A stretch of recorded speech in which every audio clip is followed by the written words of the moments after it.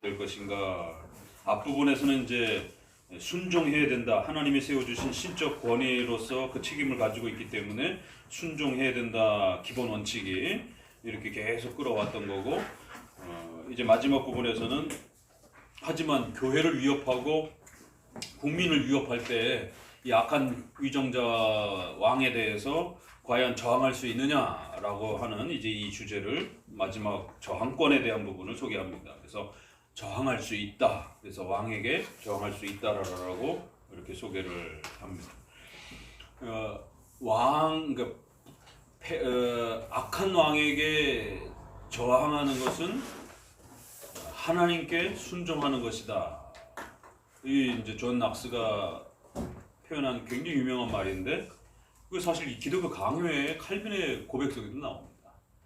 그래서 악한 위정자, 하나님의 뜻을 어역하고 교회를 위협하는 이런 악한 위정자에게 저항하지 않는다라면 그건 곧 하나님께 불순종하는 것이다라고 하는 이 엄청난 파격적인 선언을 합니다. 그래서 하나님께 순종하는 이러한 행위로서 우리는 얼마든지 악한 위정자, 교회를 위협하는 악한 위정자에게 저항할 수 있다라고 하는, 그래서 악한 위정자에게 저항하는 것이 곧 하나님께 순종하는 것이다 라고 이렇게 엄청난 정의를, 저항권의 정의를 내렸습니다. 이게 이제 후대에 가서 낙스라든가 이제 총교도들에게도 상당히 영향을 끼칩니다.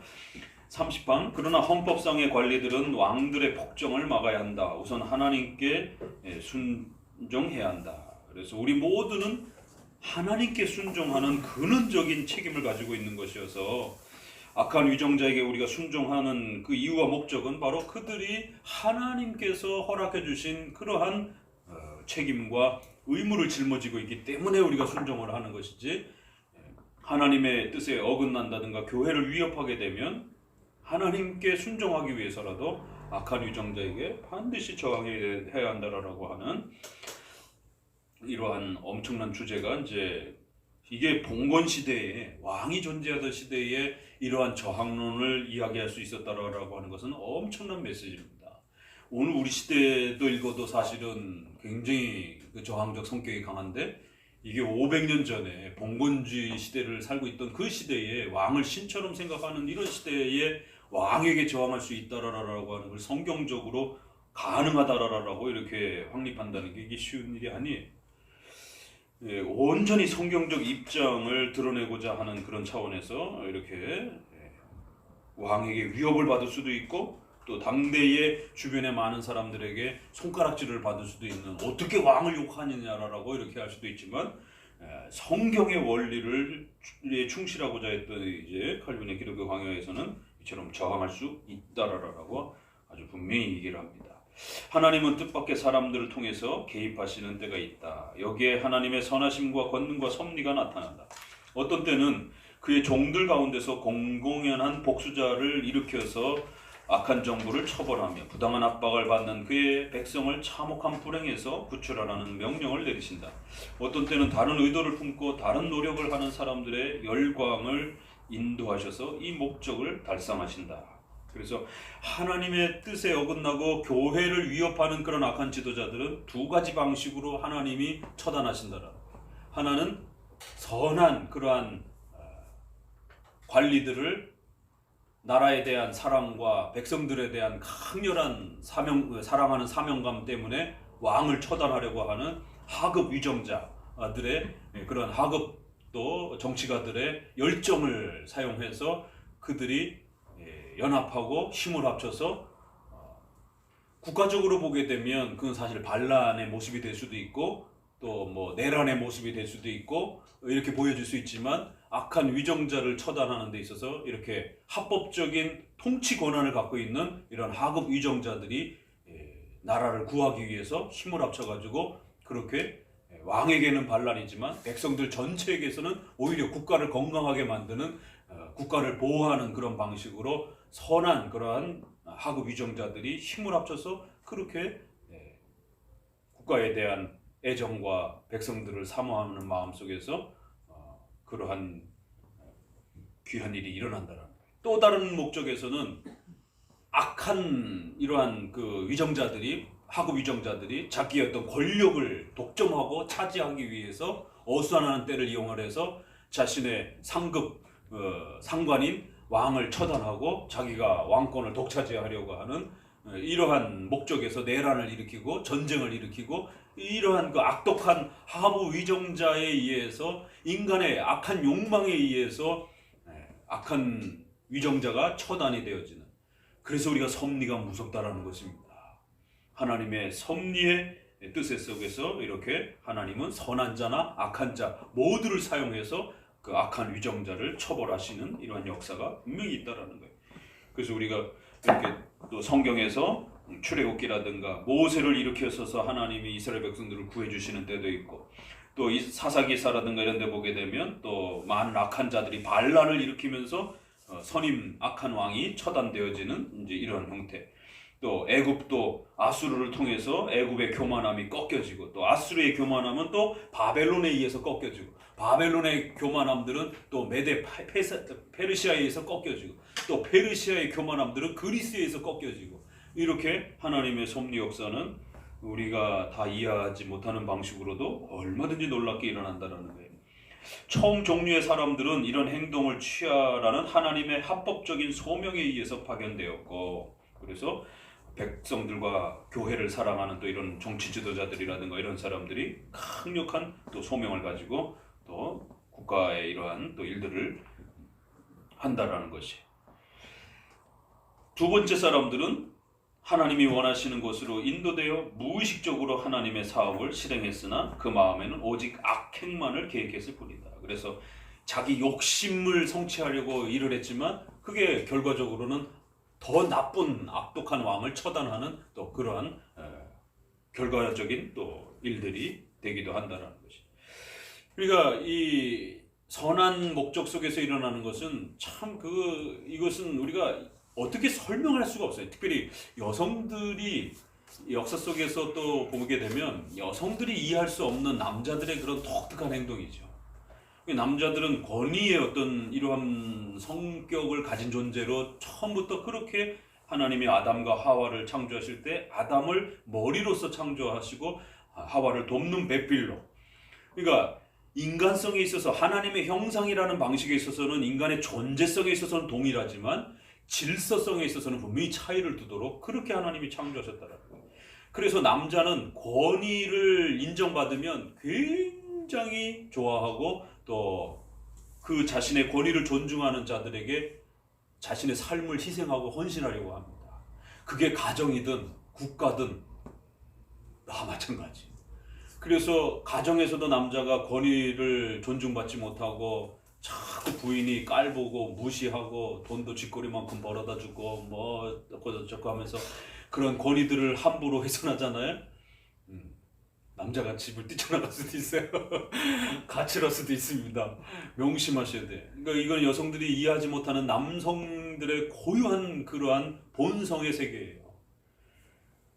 그러다 보니까 나라를 잃게 되면 아내들은 자식들을 데리고 살궁리를 생각을 하는데, 전쟁과 나라가 위험에 처해지게 되면 남자들은 어떻게 해요? 칼을 빼들고 총을 들고 나라를 지켜야 돼 이러면서 전쟁터로 뛰어갑니다. 그러면 부인들은 처자식을 붙잡고 아니 어떻게 이렇게 처자식을 남겨두고 갈 수가 있느냐라고 그러고 이렇게 막 울고, 이런 장면들이 우리의 항상 이렇게 영화라든가 역사 속에 그게 반복이 되는 거예요. 계속. 남자들에게는 뭐 그렇다고 여성을 무시하는 게 아닙니다. 남자들에게 준 하나님께서 고유한 그러한 본능이에요.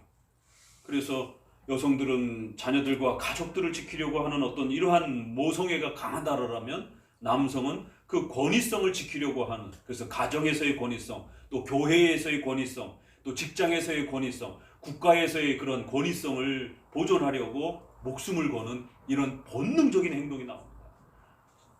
그래갖고 총칼을 들고 부인과 자식들이 울면서 말리는데도 살아서 돌아올게 이러면서 이제 전쟁터로 가는. 그리고 또 그것도 아니면은 큰아들에게 장남아 가족을 부탁한다 이러면서 그 전쟁에 엄청난 희생을 감수한 그 여성들이 이해할 수 없는 남성들의 고유한 세계입니다. 그 자기 목숨 잃을 걸 알면서도 그 전쟁에 가서 희생을 하고 또 그렇게 나라를 지키기 위해서 또 가족들을 지키기 위해서 자신의 몸을 아낌없이 죽음에 내어 던지는, 그래서 나라라고 하는 권위를 지키려고 하는, 또 가정이라고 하는 권위를 세워주려고 하는 이러한 하나님이 주신 고유한 본성입니다. 그러니까 이러한 이 창조 질서를 잘 터득해야만이 가정의 화목이 찾아옵니다. 이거를 모르고 거꾸로 적용하게 되면 가정이 풍비박산이 나고 싸움이 끊이질 않습니다.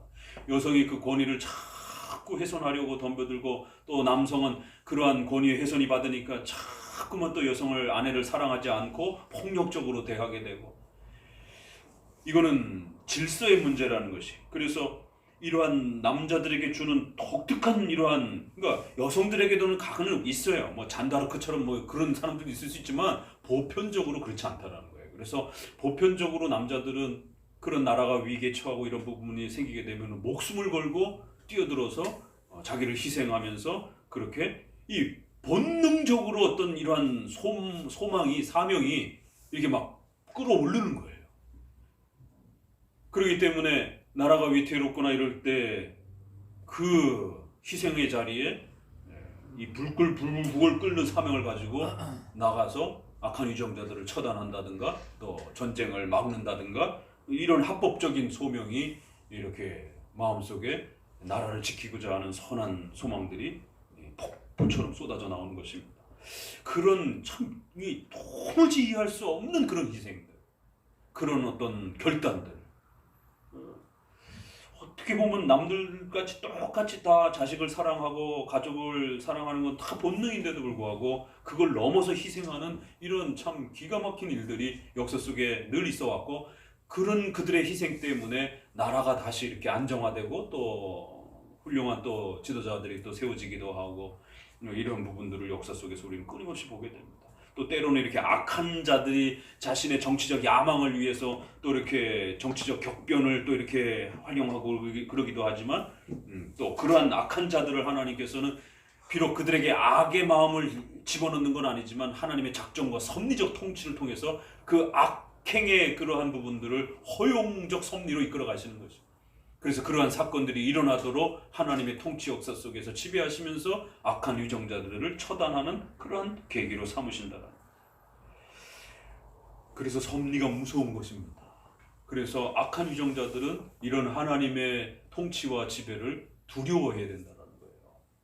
하나님이 눈에 안 보인다라고 해서 우습게 여기고 교회를 막 짓밟고 교회를 파괴하고 이럴 때에 질병에 걸려서 헤롯처럼 내가 이룬 이 영광을 봐라 그랬더니 그냥 바로 벌레가 그냥 살을 파먹는 그런 병으로, 성경에서는 벌레가 파먹어 죽었다 이렇게 이제 아주 어떤 악성 그런 병으로 급사한 것처럼 이렇게 소개가 되기도 하고, 네로처럼 나중에 정신병이 돼가지고 미쳐버리잖아요. 나중에 네로가, 그 떵떵거렸던 네로가 나중에 정신병자처럼 완전히 미쳐가지고 이제 자살 비슷하게 이제 결국 생을 마감하는 이제 이런 아주 처참하고 비참한 그런 좀 그 도망가다가 잡히고 이제 막 이런 그 내란과 반란에 의해서 결국 네로가 처단이 되어지는 이제 이런 모습들을 보기도 하고, 그래서 자체적인 질병이라든가 또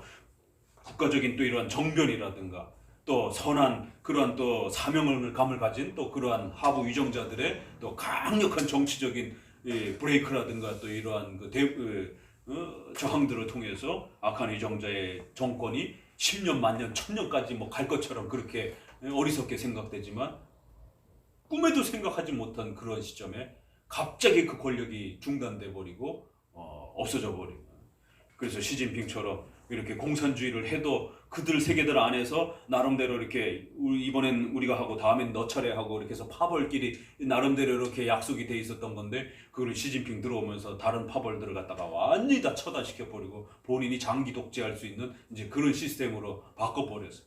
그래갖고 한동안 막 뇌물죄에서 막 수천억씩 수조원씩 막 집에 금고가 막 금덩어리가 트럭채로 막 발견이 되고 막 이제 이런 중국 뉴스들이 이렇게 결국 그 상대 정치가들을 처단하는 이제 그러한 또 모습으로서 그렇게. 그래서 지금은 푸틴이 그렇게 이렇게 법적으로 이렇게 계속 연장해 가고 있는 것처럼 그래도 거기는 그래도 법을 지켜가면서 이렇게 또 나름대로 그 법을 이렇게 최대한 이용하면서, 그러니까 연임이 안 되니까 자기 측근을 세워놓고 또 자기 빠져나왔다가 또 다시 또 법적으로 또 들어가는 이제 이러한 형태로라도 정권을 연장해 가는데, 이 시진핑 이쪽은 공산주의가 훨씬 더 강한 나라다 보니까 그냥 아예 상대 적들을 그냥 다 처단하는 형태로 자신의 장기 독점을 하고 법을 다 뜯어고쳐서 바꿔버리는. 그래서 지금의 상황으로서 이제 시진핑이 장기 집권을 할 수 있는 이제 이런, 또 적들도 다 상대적 정치가들도 다 사라지고 막 이런 상태이기 때문에. 그러나 그 권력이 그렇게 생각처럼 오래 못 가는 것입니다. 또 새로운 하나님의 또 이런 전염병과 같은 이런 부분 하나를 갖고도 영국 총리도 그 최고의 영국 왕립 의사협회라든가 이런 선진국의 최고의 이러한 의료적 보호를 받는 그러한 위치에 있는데도 불구하고 제일 먼저 말했잖아요. 이런 하나님의 전염병의 무서움들을 사용하셔서 얼마든지 그 악한 왕실을 제거할 수 있는 것입니다. 고개 빳빳이 들었다가 제일 먼저 죽는 것이에요. 이번 코로나 전염병을 통해서도 정말 두려워해야 되는 겁니다. 그래서 서구에서도 많이 교회로 신자들이 많이 이렇게 들어오는 추세라고 그러더라고요. 뭐 손을 쓸 수가 없으니까, 정말 이건 신이 도와주지 않고서는 어떻게 해결할 방법이 없으니까, 치료제가 있는 상태도 아닌 거고, 정말 인간은 절박하지 않으면 신을 찾지 않는 이러한 못된 성품들을 보게 됩니다. 그러니까 하나님은 이러한 또 악한 전염병과 같은 또 이러한 우리 눈에 보기엔 악하지만 하나님의 통치 역사 속에서는 이러한 섭리 속에서 전염병을 사용하셔서 교회를 정화시키기도 하고, 또 악한 위정자들의 교회를 파괴하려고 했던 그 무서운 정책들을 스톱을 시켜버리고, 또 그러한 정치가들을 제거시켜버리고 전염병에 걸려서 없애버리는 것이죠. 이런 역사들이 수도 없는 것이. 그렇기 때문에 하나님께서 직접 행하시는 이러한 처단의 방식을 우리 크리스천들은 하나님의 절대 주권을 믿기 때문에 항상 신뢰하고 또 의지하면서 살아가면 된다는 것이. 칼빈은 저항권에 있어서 첫 번째를 뭘로 잡았어요? 하나님의 주권과 섭리에 의해서 하나님이 때가 되면 없애버릴 거라는 거예요. 그러니까 굉장히 무서운 저항이죠. 제일 무서운 저항이죠. 그러니까 국민들의 저항이라든가 이제 이런 부분들도 이야기를 해야 되는데, 제일 첫 번째는 하나님이 때가 되면 알아서 없앨 거라는 거예요. 그래서 왕들은 조심하라는 거예요. 그래서 자연을 사용하실 수도 있고, 그러한 국가의 정변이라든가 하급 위정자들을 사용해서 또 그 하급 위정자들이 소명 속에서도 일을 하고 또 악한 목적 속에서도 일어나는데, 그게 다 하나님의 계획 속에서 일어난다라는 것이에요. 그래서 악한 위정자들을 하나님이 직접 처단하신다라는 거예요. 그리고 이제 두 번째 저항의 방식에 있어서는 이제 국가 질서 속의 하급 위정자로서, 그럼 어떻게 이제 우리가 인간으로서는 또 어떻게 저항을 해야 될 것인가. 31번, 국민의 자유를 보호할 헌법상의 의무가 있는 사람들, 그래서 하급 위정자죠. 같이 읽어봅니다. 그러나 이 사람들의 행위가 그 자체로서는 어떻게 판단되든 간에 여호와께서 즉 거만한 왕들의 피비린내 나는 용인할 수 없는 정부를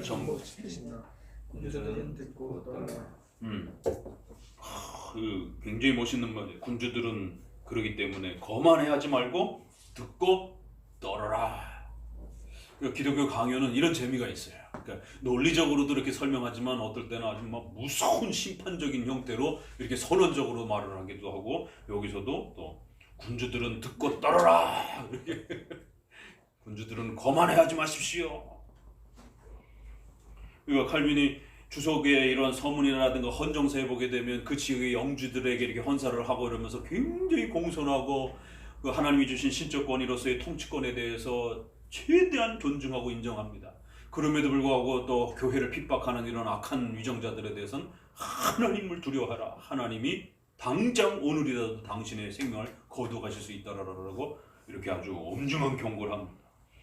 그래서 이 사람들의 그 행위가 그 자체로서는 어떻게 판단되거든 간에 여호와께서는 선한 자를 사용하든 악한 자를 사용하든 그 하급 위정자들을 사용하셔서 악한 위정자를 처단하는 이런 방식들이 반드시 일어난다. 그렇기 때문에 하급 위정자들은 더더욱이나 헌법적으로도 악한 위정자를 견제하라고 하나님이 칼의 권세를 주신 거기 때문에 하나님의 섭리사적으로도 그런 일이 일어나는 거고, 또 인간의 법의 원리상도 하급 위정자들은 반드시 폭군을 막아야 될 헌법적 책임과 의무를 짊어진 것이다라는 거예요. 또 하나님이 그런 목적으로 그에게 동일하게 칼의 권세를 준 거라는 것입니다. 그렇기 때문에 하급 위정자의 이러한 정치나 위정자로서의 이러한 공무적 일을 하는 사람들은 법적으로도 그 책임이 있는 것이고, 또 소명적으로도 책임이 있다는 사실을 명심하셔야 돼요. 그래서 일반인들이 범죄하는 그러한 범죄보다 청와대라든가 이런 그 공무적 관련에 있는 사람들이 이런 어떤 죄의 문제가 생겼을 때 훨씬 더 엄격하게 처리하고 묻는 것이 바로 그런 인거예요. 왜? 그들도 동일하게 통치자만큼 못지않는 권력의 비율이 차이가 있을 뿐이지, 칼의 권세라라고 하는 국민의 생명을 담보하고 또 교회의 안위를 담보하는 이런 부분에 있어서 공적인 힘과 또 그들에게 명예와 권세를 하나님이 허락하신 것은, 그리고 또 법적으로 그들이 그러한 경제적인 혜택도 누리고 또 공적인 여러 가지 그러한 권리도 갖게 되는 이런 모든 것은 바로 그러한 동일한 책임을 짊어지라라고 그렇게 준 거라는 거예요. 그러나 동시에 우리는 집권자들의 권위를 멸시하거나 침범하지 않도록 조심해야 된다. 항상 저항권에 있어서는 이 순종권과 잘 조율하면서 늘 접근해야지, 까딱 잘못하면 선동이 돼가지고 명분이 명확하거나 분명하지 않으면 결국 순종하지 않는 불복종의 어떤 또 죄가 찾아올 수 있는 조심스러움이 있다라는 거예요. 그래서 저항의 이유가 정말 정당한가, 저항의 근거가 분명한가, 이런 것들을 세밀하게 살펴야 된다는 거예요. 한두 번 살펴서도 안 되는 것이고, 여러 번 살펴야 되고, 더욱더 명백한 확증적인 그러한 근거들을 위해서 해야 된다는 거예요. 집권자들이 가장 무가치한 사람들이며 악행을 다해서 자기들의 권위를 더럽힌다 하더라도, 같이 읽어봅니다. 그 권위는 하나님이 지극히 중대한 명령으로 확립되었으며 존중할 만한 위험이 가득하기 때문이다. 난폭한 독재를 시정하며 처벌하는 것이 하나님의 하시는 일이라면 우리는 그에게 맡겨져 있지 않다는 것을 곧 생각해야 한다. 우리가 받은 명령은 복종하며 고통을 참는 것이다. 그래서 칼빈은 항상 이렇게 균형 있게 얘기를 해요. 복종만 얘기하라는 것도 아니고 또 저항도 얘기를 하고, 저항을 얘기하면서도 복종을 잡고. 왜냐면 이 주제 자체가 워낙 민감한 주제이기 때문에 까딱 잘못하면 복종만 강조를 하면서 왕권 신수설이 나오는 거예요. 그러니까 왕권 신수설이 일부분은 맞아요. 하나님이 신적 권한으로서 그렇게 우리에게 위탁한 그런 권한입니다. 왕의 권한은, 통치자의 권한. 그러니까 신이 주신다라고 하는 신으로부터 부여받는다라고 하는 왕의 권위는 이거 분명히 맞는 겁니다. 그래서 일반 백성들에게 있어서 더욱 특별하게 존경을 받아야 된다라는 것은 분명히 맞아요. 그렇지만 그 권리만 주장하는 거예요. 자기의 책임은 등한시하고 백성들의 생명을 지키고 교회를 보호해야 되는 이러한 책임을 놓치고 권리만 강조를 하게 되면 독점이 되는 거고 악용이 되는 거예요. 그래서 왕권 신수설은 악용이 된 겁니다. 하나님이 주신 권위의 개념이라고 하는 부분은 일부분은 맞았지만 결국 교회를 보호하고 백성을 보호하라고 하는 책임의 부분을 등한시하면서 하나님이 절대적인 그 신적 권한을 준 건 아니란 말이에요. 하나님께서 그걸 줄 때는 그 책임이 등한시되어지면 얼마든지 회수하겠다라고 하나, 그리고 너를 얼마든지 처단하시겠다라고 하는, 그 잘못 사용한 자에게 무서운 벌을 내리겠다라고 하는 두 가지가 다 있는 겁니다. 너에겐 이런 신적 권한을 위탁해 주겠다. 그러나 만약에 네가 이거 잘못 사용하겠다면 너를 죽일 것이다 라고 하는 엄청난 권한이기 때문에 그 대가를 각오해야 된다라고 하는 이 두 개가 다 주어져 있는 거지, 엄청난 권한만 생각하는 것이 왕권 신수설. 거꾸로 1789년에 프랑스 대혁명은 뭐가 됐어요? 왕도 없고 하나님도 없고 권위 자체를 없애버리자라는 그러한 민중민주주의나 이렇게 이런 형태로의 그 민주주의를 극단적으로 권위와 질서 체계를 파괴하는 방식으로. 그렇기 때문에 여기에서는 백성들의 의견을 모은다라고 하는 건 맞는 말이에요. 백성들의 의견을 존중해 준다라는 건 맞는 말인데, 그 어떠한 권위도 우리는 인정할 수 없고, 또 특별히 신적인 권위라고 하는 건 더더욱이나 우리는 인정할 수 없다.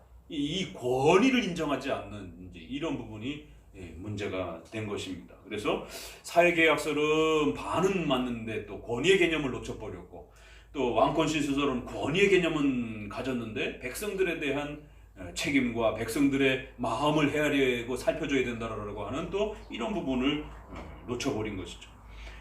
나는 지금까지 항상 사사로운 개인들에 대해서 말했다. 그러나 만일 지금 임금들의 전행을 억제할 목적으로 임명된 국민의 관리들이 있다라면, 하부위정자죠. 그래서 감독관, 원로원, 호민관처럼 이렇게 오늘날은 국회 같은 이런 형태가 있다라면, 이제 거기서부터 읽어봅시다. 나는 그들이 왕들의 횡포한 방종에 대하여 오히려 그들이 미천한 일반 대중에 대한 군주들의 폭정을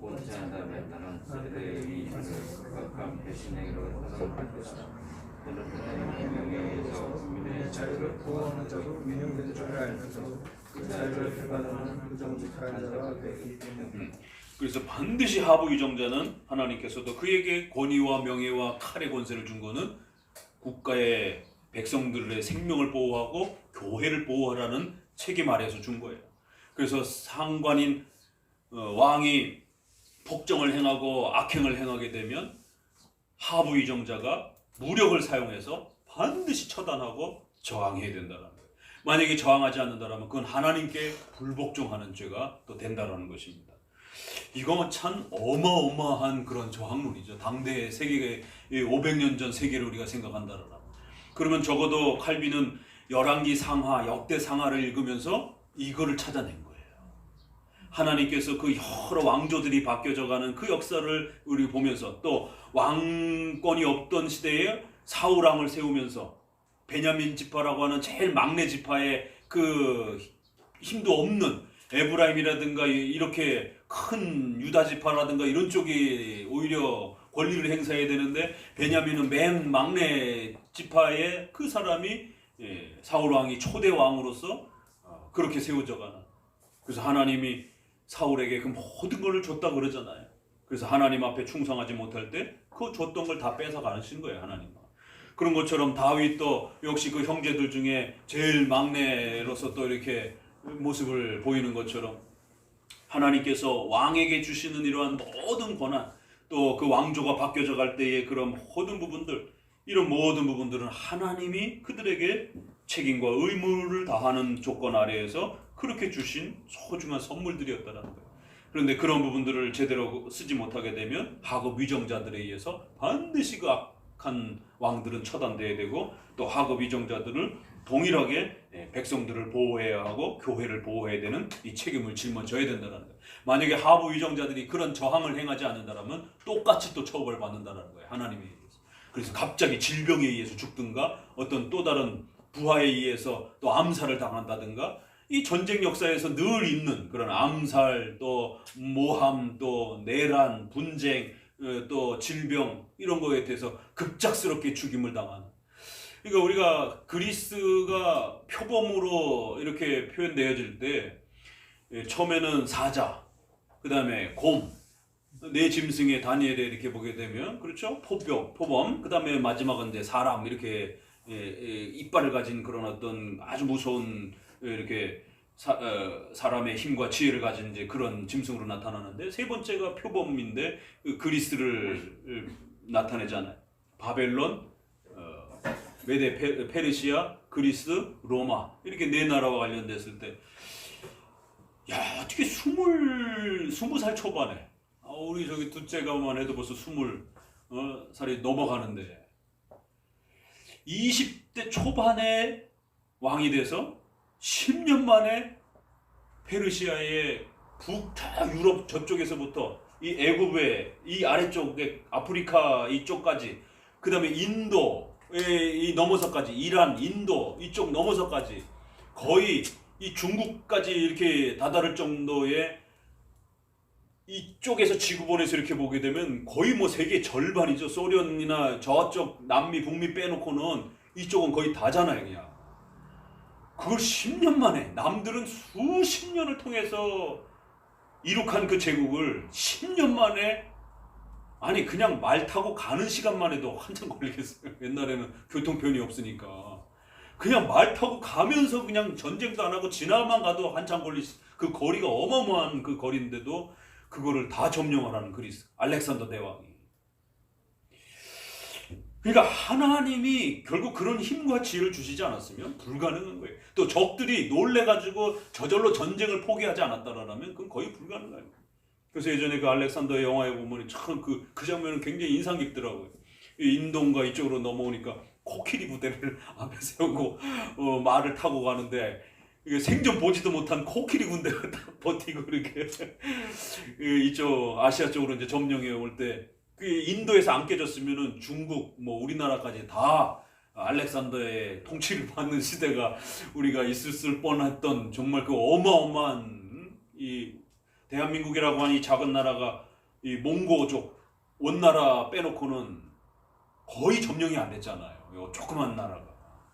오죽하면은 그 수나라 같은 경우는 누구의 을지문덕인가?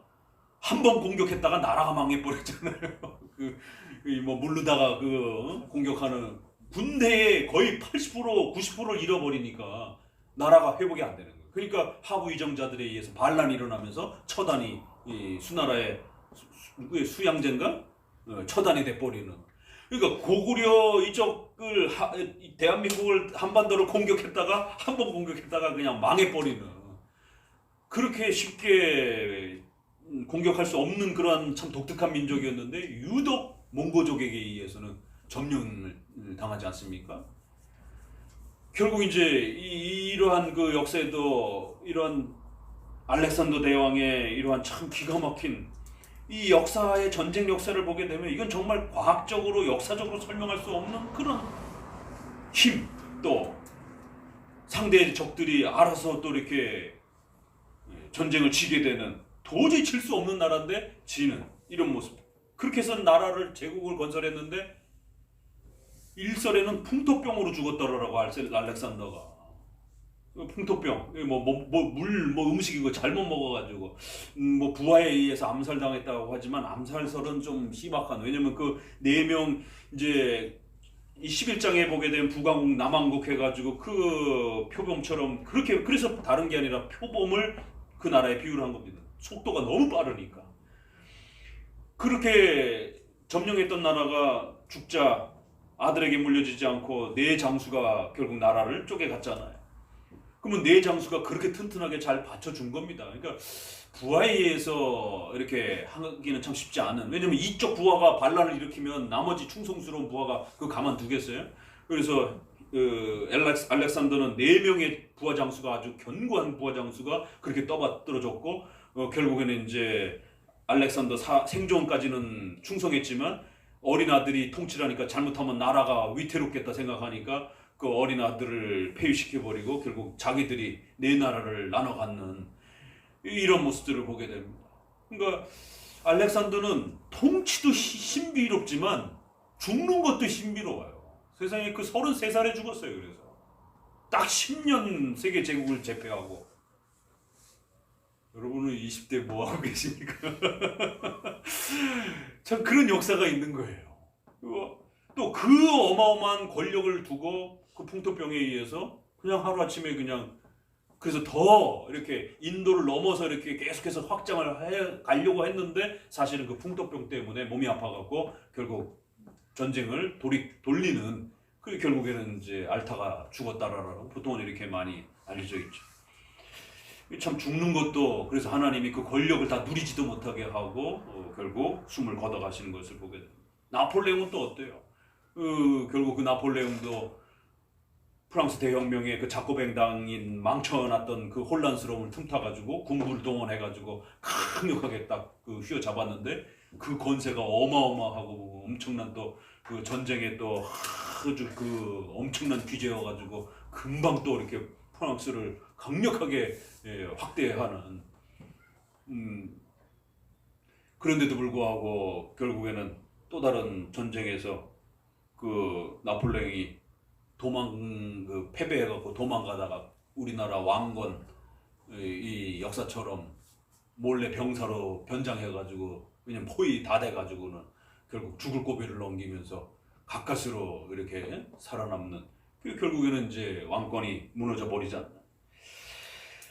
이 왕들은 세계 역사를 보면서도 조심해야 되는데, 이 권력이라는 욕망이 얼마나 무서우냐면, 우리 저기도 그러잖아요. 뭐 건불이 10년인가 뭐 화무롱인가 뭐 그래서, 그런데도 꽃이 아무리 화려하게 펴도 10년 못 간다 이런 한자 성어가 있을 정도로, 그런데도 알면서도 불나방처럼 뛰어드는 거예요. 그 권력의 욕망이, 중독이 쉽게 그게 해결이 안 되는 거죠.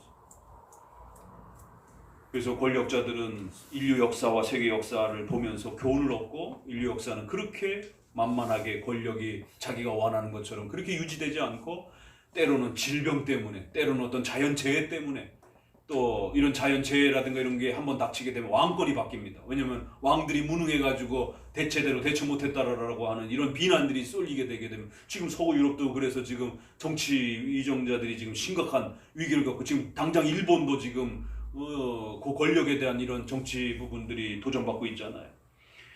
하나님은 여러 방식을 통해서 얼마든지 그 악한 위정자들을 처단할 수 있다는 거예요. 그 악한 위정자의 기준은 뭐예요? 백성들을 폭력으로 괴롭힌다든가 교회를 짓밟으려고 할 때, 이 두 기준입니다. 자, 계속 넘어가 보게 되면 54번 각주에 이렇게 내려오면 거기 재밌는 표현이 있어요. 쯔빙글리가 이 목회자라는 논문에 1524년에 이 일반 세상 정치에도 감독관, 호민관처럼 로마 정치에도 이렇게 하부 위정자가 상관, 왕을 억제해야 되는 것처럼 하나님께서는 목회자들을 세워 백성을 지키게 하셨다라고 하는 이 유명한 또 논문을 쓰기도 합니다. 그래서 목회자는 영적인 또 그런 권세에서 얼마든지 국가 위정자들에게 훈계하고 책망할 수 있다는 것이죠.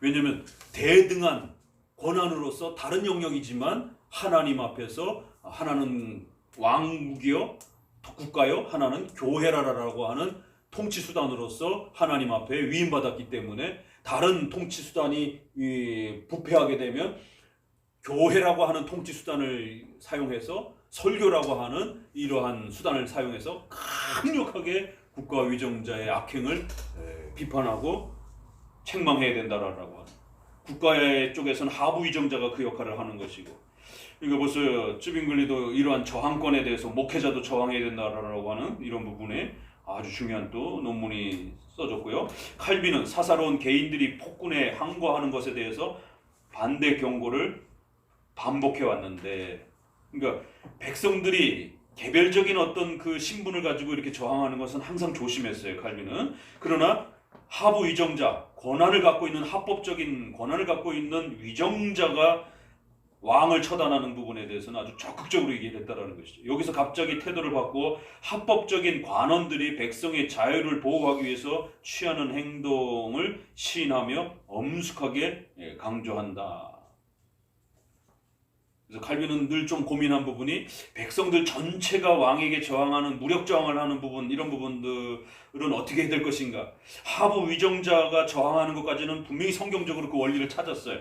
근데 이제 칼빈은 백성들이 잘못 무기를 갖고 저항하다가는 죽을 수 있는, 그래서 백성들에 대한 사랑과 염려 때문에, 성도들이 생명을 잃을 수 있는 그 위험 때문에 이런 좀 고민을 조금 더 한 겁니다. 그래서 될 수 있으면 군사 행동을 할 수 있는 그런 하부 위정자들이 움직이도록 칼빈은 조금 더 이렇게 좀 신중하게 접근을 했던 것을 보게 됩니다.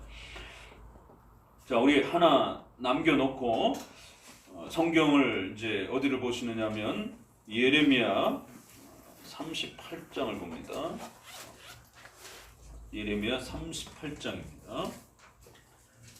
성경 몇 구절 정도 대표적인 구절을 좀 보면서 이 저항에 대한 이 모습들을 칼빈은 어디서 이해를 했고 끌어왔는가, 이런 부분들을 한번 보시면서 여러분들도 이제 성경을, 구약을 읽을 때 이런 부분들이 이렇게 연결될 수 있구나, 이렇게 배워 가셔야 됩니다.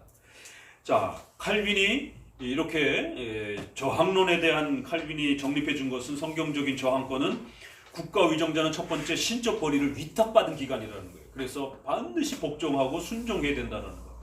그러나 단 조건은 백성이 하나님이 주셨던 책임, 바로 백성의 생명을 보호하고 교회를 지키라고 하는 이 책임을 등한시하고 외면하게 되면 하나님 앞에서 그 약속과 하나님과 맺은 언약, 이거를 강조한 건 낙스고, 언약적 책임이 있다라고 이렇게 낙스는 강조를 해준 거고, 칼빈은 하나님께서 맺어주신, 하나님께서 수여해 주신 거룩한 그러한 선물, 이런 형태로 좀 더 표현을 달리 했을 뿐이에요.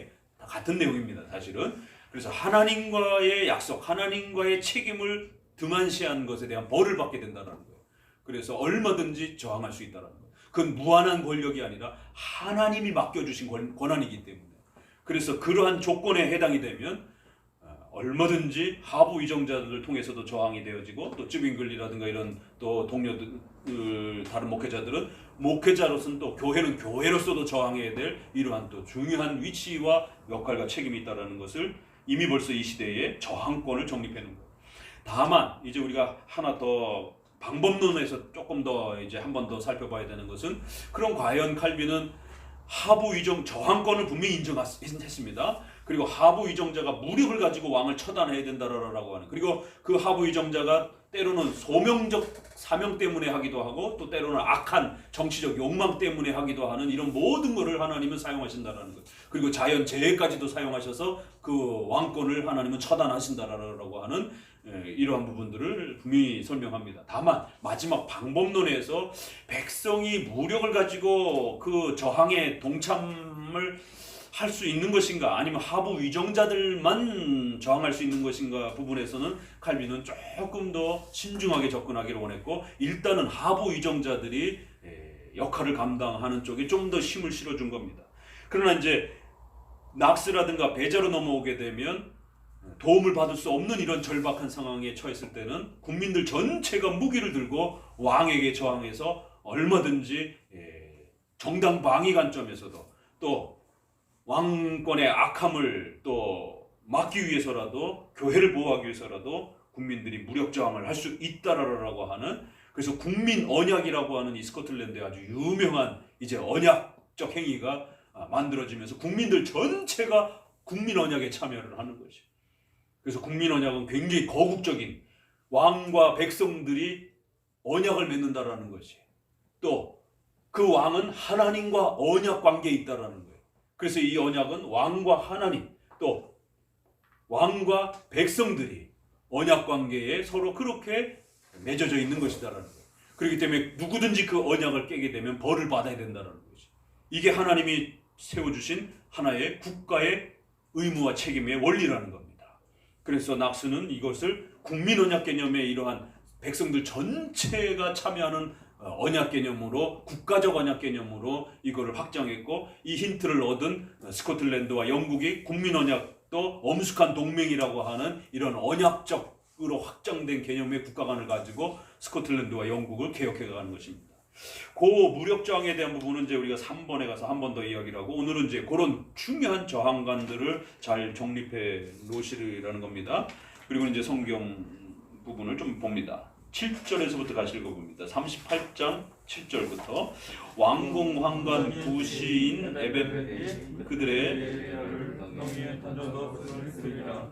내 왕이 베냐민 군에 졌으니 에벳멜렉이 왕궁에서 나와 함께 구하여 갈때 내 주 왕이여, 저 사람들이 선지자 예레미야에게 행한 모든 일은 악하니이다. 성중에 떡이 떨어졌거늘 그들이 그를 뚜껑에 던져 넣었으니 그가 거기서 죽이리이다. 네. 여기 보니까 이제 예레미야를 죽이려고 자꾸 하잖아요. 그랬을 때 예레미야를 이제 구덩이에 가두고 물도 없고 굶어 죽이려고 이렇게 정치적으로 매국 배반자라고 이렇게 몰아갖고 예레미야를 위험에 처해놨는데, 왕군의 그 황관 구수인 에벳멜렉이 오히려 이방인이었던, 구수는 이쪽 애굽 쪽 이 아래쪽이 이 지방입니다. 어찌됐든 위정자의 국가의 공무를 보는 사람이잖아요. 그가 예레미야를 구덩이에 던져놓았다는 걸 듣고 와갖고는 이거 대단한 저항을 합니다. 에벳멜렉이 왕에 나와서 내 주 왕이여, 저 사람들이 선지자 예레미야에게 행한 모든 일은 악합니다. 아니 지금 그 선지자 또 주변의 위정자들 이런 사람들이 예레미야를 모함을 걸어가지고 예레미야를 다 죽여야 된다라고 해가지고 이런 정치적 행동을 했고 여기에 왕도 같이 그거를 다 인정을 했거든요. 그럼 만약에 이거 잘못하셨습니다 이러면은 이 황관도 오히려 같이 죽을 수 있는 그런 상황인데 저항하는 모습을 보게 됩니다. 왕이여 그렇게 하시면 안 됩니다. 예레미야 살려야 됩니다. 그러니까 성경에 이처럼 분명히 저항에 대한 그러한 모습이 성경적이다라고 하는 이러한 부분들을 우리는 보게 되는 겁니다. 그래서 떡과 이 부분을 양식이 없다라는 이야기를 하면서 왕이 구스인 에벤멜렉에게 명하여 가로되 너는 가서 10여 명을 데리고 그러면 가서 살려줘라. 그래갖고는 이제 끈을 가지고 가서 예레미야를 구해내는 이 장면들을 보게 됩니다. 이 까딱하면 이거 황관이 죽을 뻔한 그런 상황입니다. 그런데도 목숨을 걸고 저항을 해서 예레미야를 살려냅니다. 저항하지 않았다라면 예레미야가 까딱없이 그냥 죽을 위기가 되는 것이죠. 그리고 또 앞서서도 보게 되면 예레미야가 경고를 써줬더니만 그거 어떻게 해요? 칼로 하나씩 또 찍고 앉았어요. 그랬을 때 그 옆에 신하들이 왕이여 그렇게 하시면 안 됩니다. 어떻게 성경을 찢습니까? 선지자가 말한 부분을 찢습니까? 거기서도 보면 또 이제 위정자들 중에 또 그래도 나름대로 정신이 바른 분들이 왕에게 탄원을 이렇게 간곡한 호소를 하면서 그렇게 행동하시면 안 된다라고 이렇게 또 말리는 것을 보게 됩니다. 이런 장면도 있고 또 이제 우리가 다음에도 또 좀 더 보겠지만 그 유명한 것은 사울이 전쟁하는 과정 속에서 또 다윗을 죽이려고 할 때 요나단이 목숨 걸고 보호합니다. 그렇죠? 참으로 나중에는 요나단을 죽이려고 하잖아요. 거기도 보게 되면 분명히 요나단도 군사 장군이고 그랬을 때 아버지를 향해서 아주 막 이렇게 호되게 저항을 하는 밴드였던 우리 부모님이 이렇게 막 윤리적인 부분에 신앙적인 부분에서 이렇게 자녀들에게 나쁜 행동을 했을 때 자녀들은 어떻게 크리스찬 자녀들은 어떻게 해야 되느냐 그런 질문들이 이런 기독교 강의를 읽으면 해결이 되는 겁니다. 주 안에서 순종하는 것이. 그래서 부모라 할지라도 악한 명령과 반기독교적인 명령을 하게 되면 자녀가 저항해야 되는 것이. 그럼 여러분들이 사회에서 생활할 때도 마찬가지입니다. 상사가 반회사적이고 반기독교적인 어떤 명령을 요구하게 되면 판단하셔서 고민하시고 그 저항의 정도를 계산하셔야 되는 것이죠. 가장 심각한 단계에서는 여기다가 사표를 써놓고 죽을 각오를 하고 이건 잘못된 것입니다. 이건 회사를 위해서도 위험하고 이렇게 이야기하면서 어떤 저항의 이 자리와 위치들을 가정에서 국가에서 사회에서 이런 부분들의 모습들을 가질 수 있는 것입니다. 그러나 또 평상시에는 잘 순종을 해야 되죠. 그러니까 우리가 청와대에 사건이 터졌을 때 악한 부당한 명령을 내렸는데 상급자이기 때문에 그 명령에 아랫사람으로서 거부할 수 없는 참 누가 봐도 딱하잖아요. 그런데도 법원에서는 아랫사람을 처벌합니다. 윗사람은 윗사람대로 처벌하고 아랫사람도 처벌하잖아요. 그 부당한 명령에 대해서 저항하지 않음으로 해서 국가에 또 백성들에게 피해를 입힌 죄에 대해서 그거 정당방위를 할 수 없다. 왜? 공무를 가지고 있는 자이기 때문에. 반드시 잘못된 명령이라면 내부 고발을 하든 어떤 방식을 통해서 저항해서 국가와 백성들을 보호할 수 있도록. 그러니까 국가법에서도 그런 시스템이 구성되어 있다는 것이죠.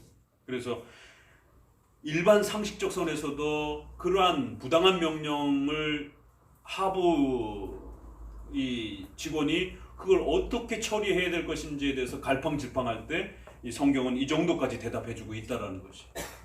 그리고 또 우리 기독교인으로서도 또 충분히 이런 국가의 권위란 아주 중요한 것임에도 불구하고 또 이 부분에 대해서 우리가 충분히 저항할 수 있는 그 자리가 있다라는 것을 보게 됩니다. 열왕기하 하나만 더 보고 마칩시다. 열왕기하 9장입니다.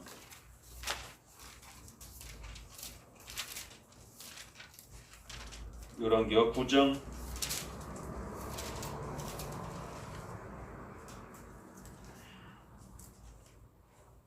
여기도 보면 이제 북왕국에 대한 그런 다양한 사건들이 소개가 될 때 아합 가문에 대한 걸 처단하면서 선지자 엘리사가 선지자의 생도 중 하나를 불러 이르되 너는 허리를 동이고 이 기름병을 손에 가지고 거기 이르거든 님시의 손자 여호사밧의 아들 예후를 찾아 들어가서 그 형제 중에 일어나게 하고 데리고 골방으로 들어가서 기름 부으라는 것이 왕으로 삼으라는 것이 멀쩡히 아합 가문의 왕이 있는데 그러니까 이제 이런 방식들은 하나님의 뜻에 의해서 이렇게 선한 방식으로 일어나는 것이죠.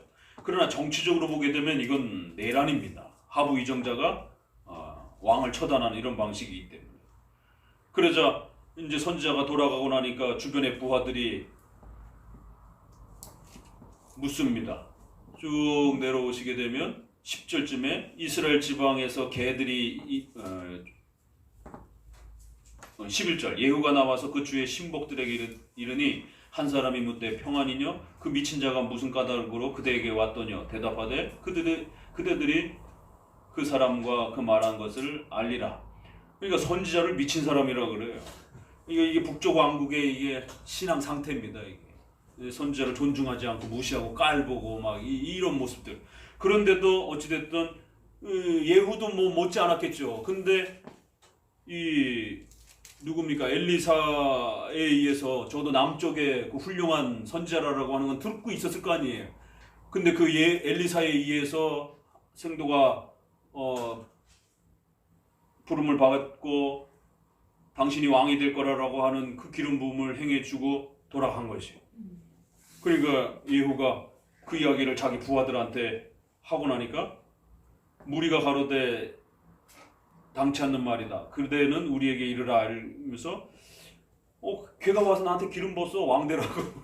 그러니까 엘리사가 그렇게 시켰대. 이러니까 13절에 무리가 각각 자기 옷을 급히 취하여 섬돌 위에 곧 예후의 밑에 깔고 나팔을 불며 가로되 예후는 왕이라 하니라. 그 말 딱 듣자마자 갑자기 부하들 마음속에 무슨 마음이 변화가 생겼어요? 어떤 변화가 생긴 거예요? 그러니까 선지자를 이렇게 무시를 했기 때문에 무슨 뭐 성령의 감동 이런 걸로는 우리가 쉽지는 않습니다. 그렇게 쪽으로 가기는 어렵고 분명히 이 부하들은 정치적인 어떤 야망과 목적과 욕망이 있었던 거지. 그럼에도 불구하고 또 거기에 선지자가 보낸 사람이라니까 처음에 무시했다가 자기가 얘네들이 섬기던 예후라고 하는 장수에게 왕이 될 어떤 기회를 선지자를 통해서 통지를 받았다 그러니까 이거 분명히 정치적으로 잘하면 1등 공신이 되겠는데 이런 악한 욕망들이 분명히 발동이 될 수 있었을 겁니다. 그러자마자 바로 옷을 벗어가지고는 이제부터는 당신이 우리의 왕이십니다 하고는 신속하게 반란의 모습이 취해지는 것을 보게 됩니다. 그리고 결국 부하 장수들의 마음이 신속하게 일치가 돼가지고 그 군대를 돌려가지고 결국 아합을 치는 이 모습을 보게 됩니다. 이런 작은 그 부하 장수들의 마음의 그 작은 변화지만 여기에는 어마어마한 하나님의 이러한 또 계획과 뜻이 집행되어져 가는 것을 우리는 보게 되는 것입니다. 그래서 이처럼 국가의 통치와 다스림 속에 하나님의 얼마나 놀라운 또 이런 역사가 또 집행되는지를 또 깨닫게 됩니다. 그래서 국가의 이러한 통치권 또 저항권 이런 부분들을 항상 우리가 조심해서 보셔야 되고 또 하나님의 섭리를 두려워하면서 또 그렇게 늘 헤아릴 줄 아셔야 되는 것입니다. 마지막 한 장은 좀 남겨놓고 다음에 또 한번 보시면서 우리 또 신앙 고백서들과 또 낙스의 또 그러한 국민적 저항과 조금 더 연결해서 저항론을 좀 한번 더 보도록 합니다. 마칩니다.